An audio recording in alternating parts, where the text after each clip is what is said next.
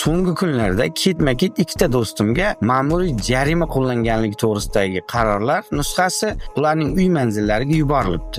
Shulardan biri menga aloqaga chiqib, ushbu jarimalar ularning o'tgan yili 2024-yilda sodir etgan ma'muriy huquqbuzarliklar, ya'ni avtotransport vositasi bilan bog'liq ma'muriy huquqbuzarliklar uchun jazo qo'llanganligini aytib, hozirgi kunda ijtimoiy tarmoqlarda 3 kunlik muddat haqida gapirilyapti.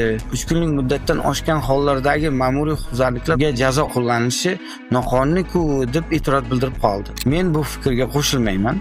Sababi O'zbekiston Respublikasi Ma'muriy javobgarlik to'g'risidagi kodeksning 36-moddasida ma'muriy jazo qo'llash muddatlari belgilab qo'yilgan bo'lib, unga ko'ra sodir etilgan ma'muriy huquqbuzarlik aniqlangan kundan boshlab 1 yil muddat ichida ushbu huquqbuzarlikka ma'muriy jazo qo'llanishi qonuniyligi belgilab qo'yilgan. Endi 3 kunlik muddat haqidagi gaplarga to'xtaladigan bo'lsak, ushbu 3 kunlik muddat xalqimiz sevib gapiradigan, tilga oladigan radarchi tadbirkorlarimizga qo'llanadigan muddat bo'lib, radarchi tadbirkorlarimiz tomonidan 3 kunlik muddat ichida huquqbuzarliklar aniqlangan dalillarni o'zlariga tegishli bo'lgan yo'l harakati xavfsizligi boshqarmalariga taqdim etmasalar, ushbu huquqbuzarliklar uchun ma'muriy qarorlar, jarimalar qo'llanmasligini nazarda tutuvchi 3 kunlik muddatdir.